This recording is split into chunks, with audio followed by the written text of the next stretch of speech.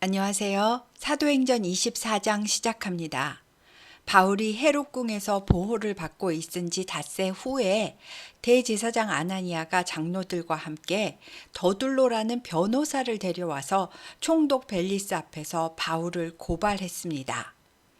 변호사인 더둘로가 총독에게 벨릭스 각하, 우리가 당신을 힘입어 태평을 누리고 또 이 민족이 당신의 선견으로 말미암아 여러 가지로 개선된 것을 우리가 어느 모양으로나 어느 곳에서나 크게 감사하나이다 라며 아부 섞인 인사말로 시작합니다.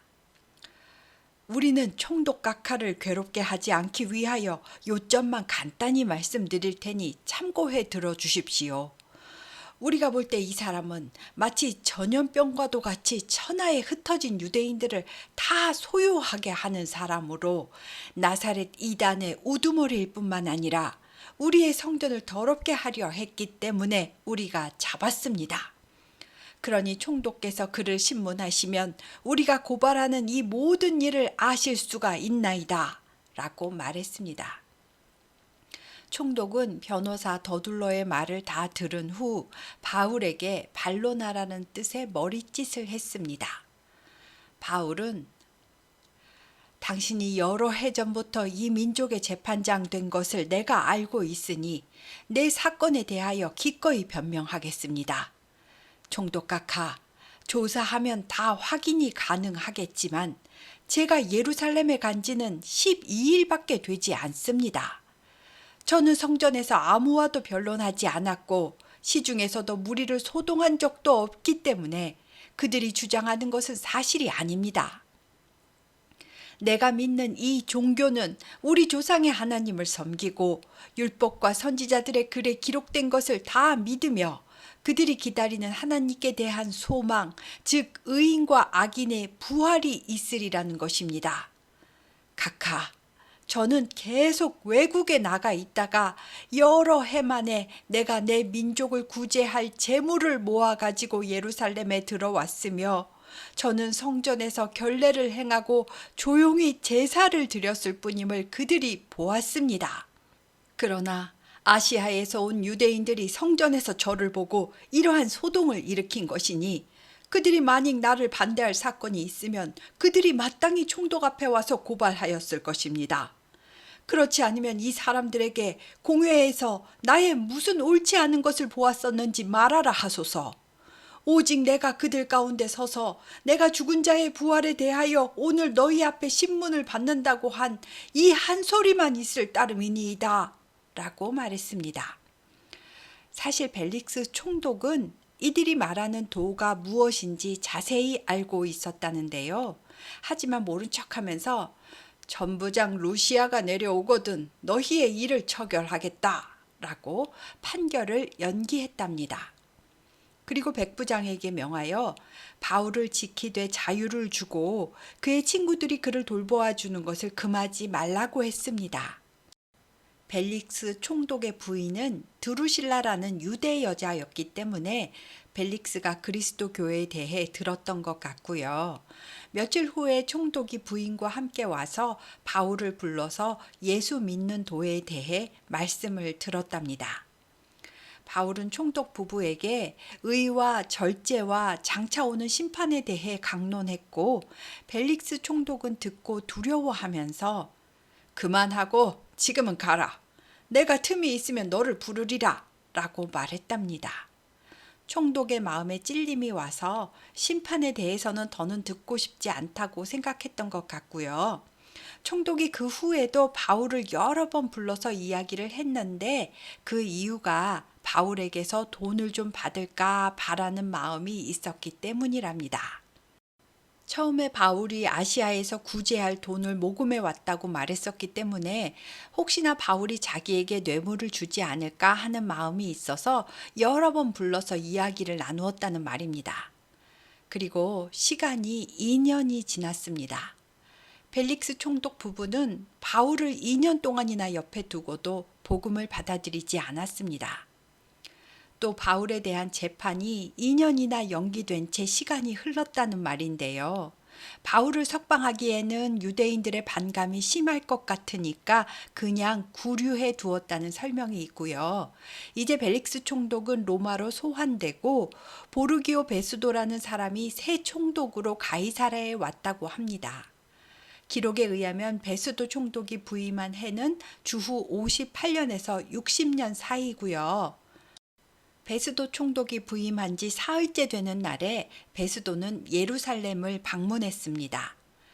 예루살렘이 유대의 수도이고 종교적 중심지인 성전도 그곳에 있었기 때문에 첫 번째로 예루살렘을 방문하는 것입니다. 대제사장들과 유대인 중 높은 사람들은 새 총독을 보자마자 바울을 고소하는데요. 새 총독에게 호의를 베푸시어 바울을 가이사랴에서 예루살렘으로 옮겨달라고 부탁을 합니다. 그 이유는 바울이 이송되면 길에 매복해 있다가 바울을 죽이려는 속셈이 있기 때문입니다. 하지만 베스도는 자기도 곧 가이사라로 갈 것이니 번거롭게 하지 말고 그냥 가이사라에서 재판하라고 대답했습니다. 아마도 바울이 로마 시민으로 이미 가이사의 법정에 구류되어 있는데 그런 사람을 예루살렘의 사내들인 공회로 또 데려와서 재판한다는 것은 바람직하지 못하다라고 판단한 것 같습니다. 베스도는 예루살렘에서 8일에서 10일 정도 더 있다가 가이사라로 갔고요. 가자마자 재판 자리에 앉아서 바울을 데려오라고 합니다. 그리고 예루살렘에서도 유대인들이 많이 와서 바울을 둘러섰고 여러 가지 사건을 들어 바울을 고발했지만 딱히 이렇다 할 증거는 되지 못했다고 합니다. 바울은 저는 유대인의 율법이나 성전이나 가이사에게나 도무지 죄를 범하지 않았습니다. 라고 말했고 베스도는 유대인들의 마음을 얻기 위해 그럼 네가 예루살렘에 올라가서 이 사건에 대하여 사내들인 공회에서도 내 앞에서 신문을 받으려느냐? 라고 묻습니다.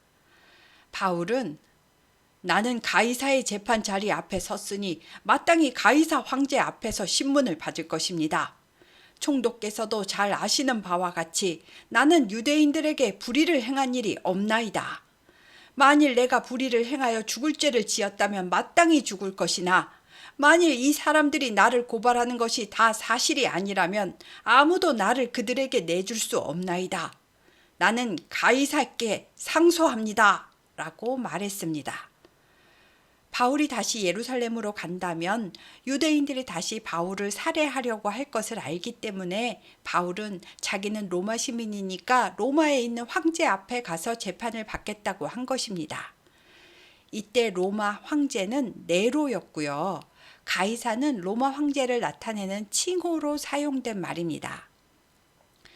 로마 황제 앞에 가서 직접 재판을 받게 하려면 지방 관청은 그 호소자를 로마까지 안전하게 호송해야 할 의무가 있었습니다.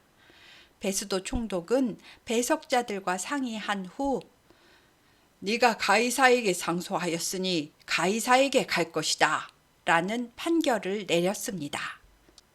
며칠 후 헤롯 아그리빠와 그의 여동생 버니게가 새로 총독이 된 베스도에게 인사를 하러 찾아왔습니다. 베스도 총독은 여차저차해서 바울을 로마로 보내려 한다라고 말했더니 아그리빠가 자기도 바울을 보고 싶다고 해서 그럼 내일 데려오겠다고 했습니다. 다음 날이 되었습니다. 헤롯 아그리빠와 그의 여동생인 버니게가 크게 위험을 갖추고 와서 천부장들과 시중의 높은 사람들과 함께 접견 장소에 들어오고 베스도가 명령을 하니 부하들이 바울을 데려옵니다. 그리고 베스도가 아그리빠 왕과 여기 같이 있는 여러분이여, 당신들이 보는 이 사람은 유대의 모든 무리가 이 자는 살려둘지 못할 사람이라고 크게 외쳤기 때문에 신문한 사람입니다. 그런데 신문한 결과 나는 그에게서 죽일 죄를 발견하지는 못했습니다. 그러나 이 바울이 황제에게 상소했기 때문에 나는 이 자를 로마로 보내기로 결정했습니다. 다만 나는 이 자에 대하여 황제께 확실한 사실을 아뢰 것이 없으므로 신문한 후 상소할 자료가 있을까 하여 당신들 앞, 특히 아그리빠 왕 당신 앞에 글을 세웠나이다. 그의 죄목도 밝히지 않고 로마로 죄수를 보내는 것이 무리한 일인 줄을 아나이다 라고 했답니다.